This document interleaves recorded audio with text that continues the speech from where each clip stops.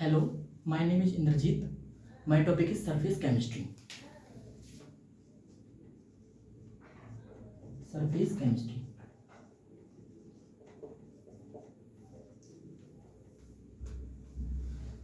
So first question comes in your mind, why we need to study surface chemistry?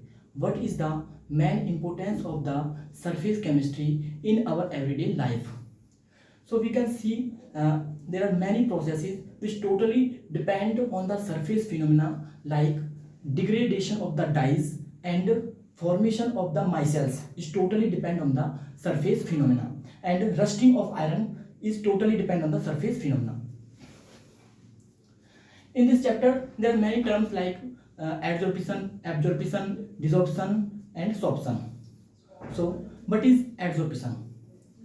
uh, when the molecules of solids and liquid is accumulate and retaining on the surface of the other molecules, like this is the surface of molecules.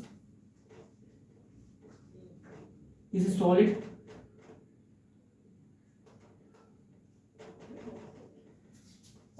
or liquid. When molecules comes and accumulate on the surface of this layer, this process is adsorption. This is adsorption.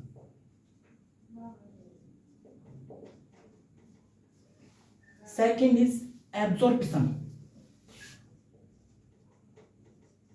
Absorption. What is absorption? When the molecule is totally mixed into the solution, we can say this is a beaker and in this is a liquid. When we put dye, then this dye is dissolved into the liquid, and we put some sponge. So next term is sorption. What is sorption? When adsorption and absorption both take place simultaneously, this is known as sorption. Next term is desorption. What is desorption? It is the reverse process of the adsorption. What is the meaning of this?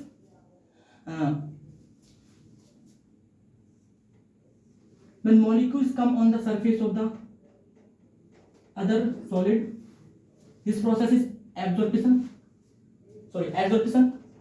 and the reverse of adsorption is known as desorption.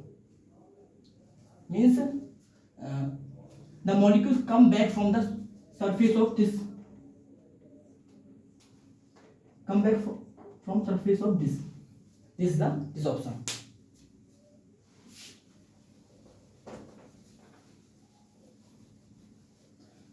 Our next question comes, why adsorption occur? Why adsorption occurs? And we can say mechanism of adsorption.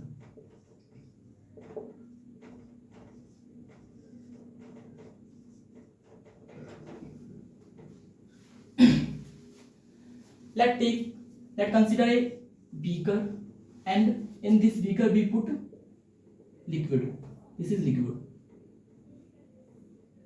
Now choose one particle. This is one particle, and this particle is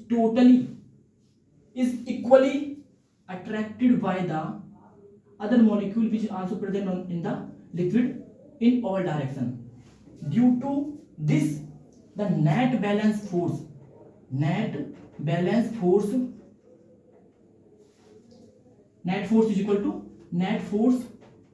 is equal to 0. And on the other hand, the molecule which is present on the surface of the liquid, this molecule not totally equally attracted by the molecule in all direction, this molecule is attracted by in this direction, in downward, but there is no molecule which is present in the upward direction. Due to this reason, on the surface of liquid there is some free valencies. So these free valencies are unstable, and here the net force is equal to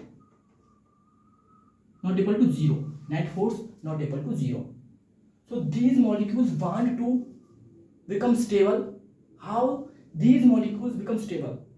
When these molecules attract molecule from the environment, and this molecule attract molecule from the environment, and then these molecule adsorb on the surface of the liquid, and the net, then this molecule is equally attracted by the upward direction, and then the net force become equal to 0. Net force become equal to 0. So this is the reason of adsorption. There are two types of adsorption. First is chemisorption.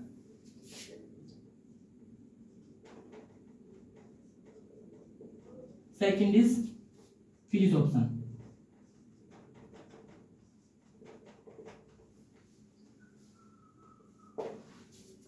Before discussing these types, I tell you there are two terms. One is adsorbate, second is adsorbent. What is adsorbate? What is adsorbent?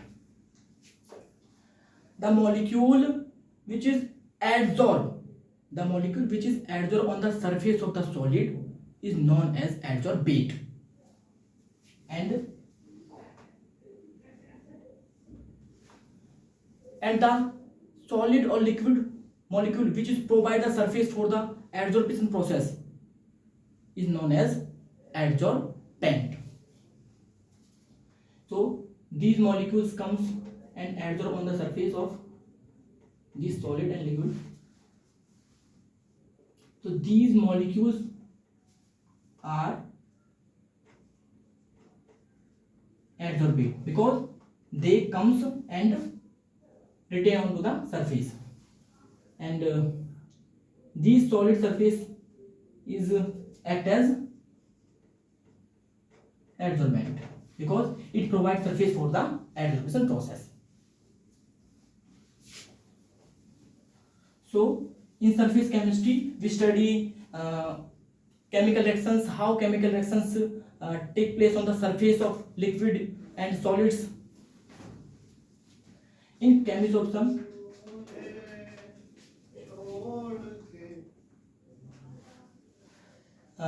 there is a chemical bond between the adsorbate and adsorbent. There is a chemical bond between the adsorbate and adsorbent. They are attracted by they are bonded by the chemical bond. In the case of physisorption, there is no chemical bond, there is only interaction. Big van der Waals force of interaction in between the adsorbate and adsorbent interactions.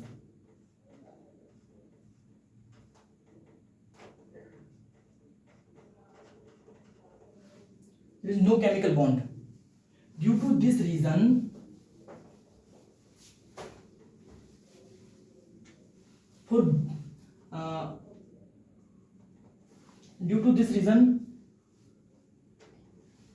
for breaking the chemical bond between the adsorbate and adsorbent require more energy, and in case of physisorption, for breaking the weak van der Waals force of attractions we require less energy.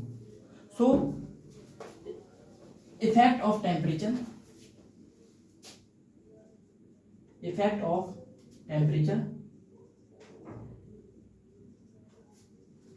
on the chemisorption.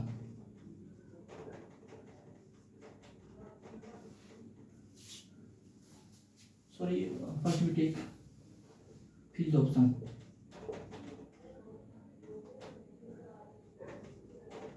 Fifth option. What is the effect of temperature on physiopson process? I already discussed in case of physiopson there is a weak van der Waals force of interaction between the adsorbate and adsorbent. So this is very weak. Firstly, x upon m. This is the extent of adsorption. How much adsorption take place on the surface of the solid or liquid. This is temperature at constant pressure. Okay. What is the effect? Firstly, we increase the temperature, the adsorption decrease.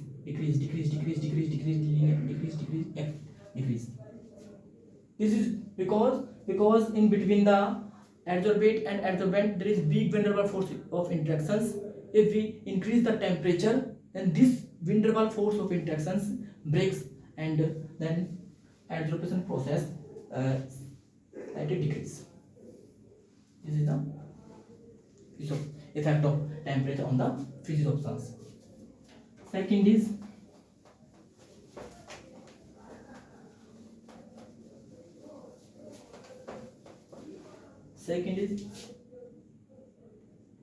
effect of temperature on chemisorption process.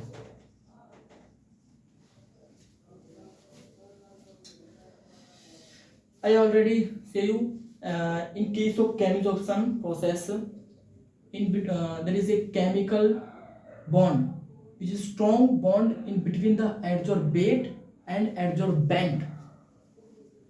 So first we increase the temperature. Everyone know for making any bond in between two reactants and we can say in between two molecules, we need some amount of energy which is called activation energy. So firstly when we increase temperature, the rate of the adsorption increase because this energy is used as a activation energy and which is used for formation of the chemical bond between the adsorbate and adsorbent. So firstly this is increased. After formation of the chemical bond between the adsorbate and adsorbent, when we further increase the temperature, this chemical bond breaks down. And then adsorption gradually decrease. This is the effect of temperature on the chemisorption.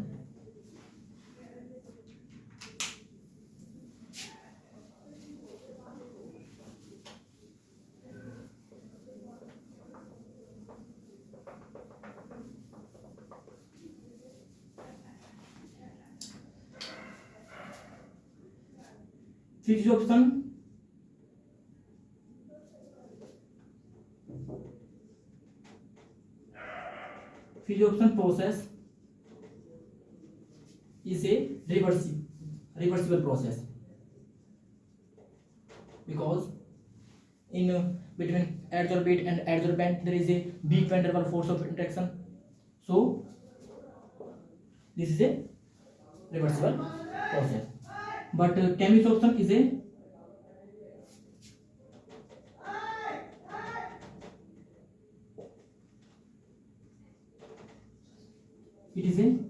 irreversible.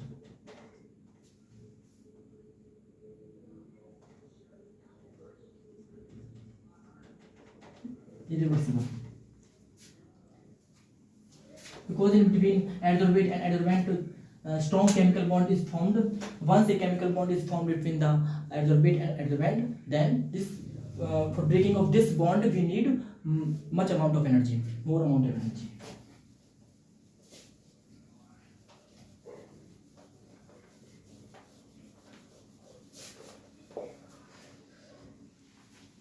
Next topic is Friendly's adsorption isotherm.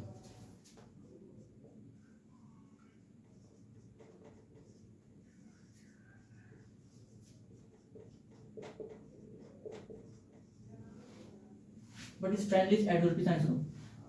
Before discussing Freundlich adsorption isotherm, I will tell you what is isotherm. Isotherm means same. Therm means temperature. Same temperature, and we can say at constant temperature. In Freundlich adsorption isotherm, we study how the extent of adsorption is varies with pressure at constant temperature.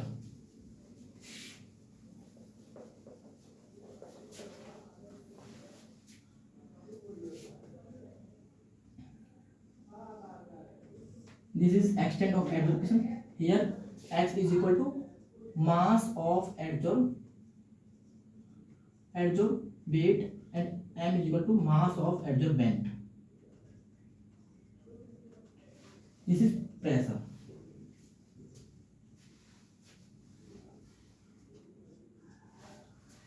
Firstly, when we increase the pressure at constant temperature, the extent of adsorption is linearly increase.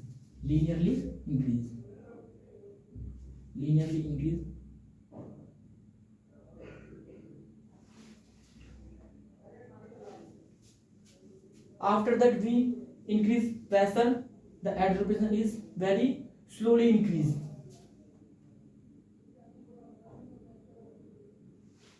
Not linearly. Curve type. And when further we increase the pressure, there is no effect on the adsorption, extent of adsorption.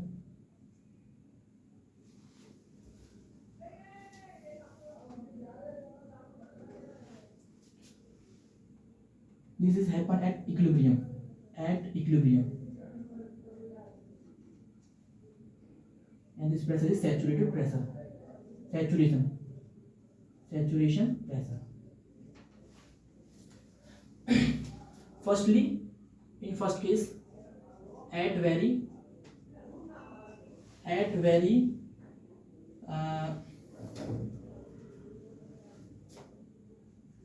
low pressure,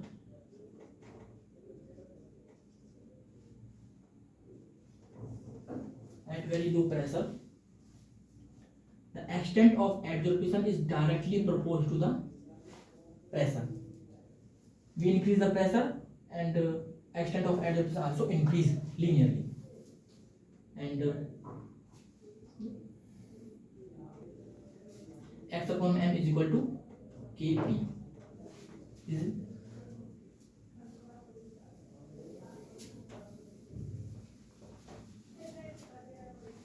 at intermediate state.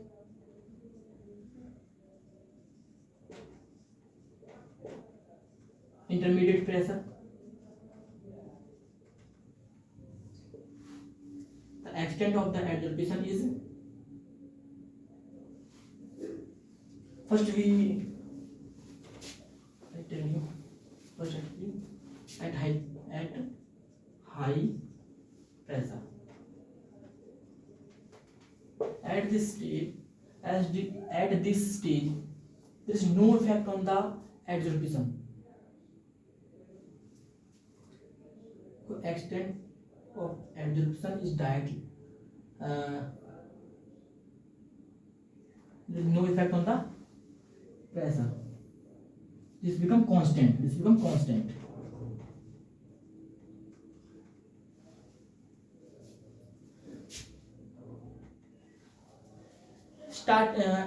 In starting, on the surface there are some free valencies. First we increase the pressure, then molecule of the adsorbate comes and occupy space on the surface of the adsorbent. After this, there is only some vacancies left. When we further increase the pressure, these left vacancies again, and these left vacancies totally occupied by the molecules of the adsorbent. And when further we increase pressure, there is no vacancy of adsorption, so there is no effect of the pressure on the extent of adsorption.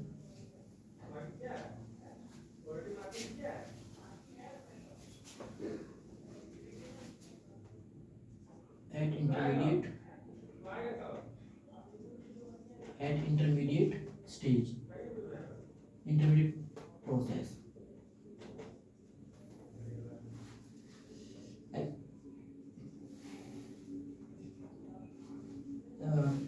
extent of adsorption directly proportional to p raised to power 1 upon n, and x upon n is equal to k p raised to power 1 upon n. The value of 1 upon n is greater than and equal to 0 and less than equal to 1.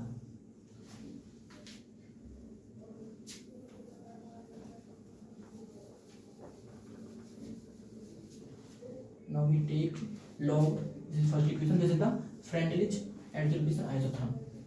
X upon m is equal to kp raised to power 1 upon n. We take log on both sides, log x upon m is equal to log k p upon n. This is log property.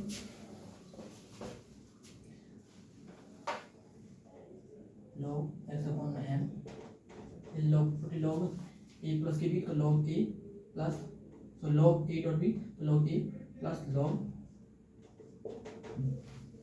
is also another log property. This power comes here and 1 upon n log b log x upon m. This is the reason. Now we draw a graph.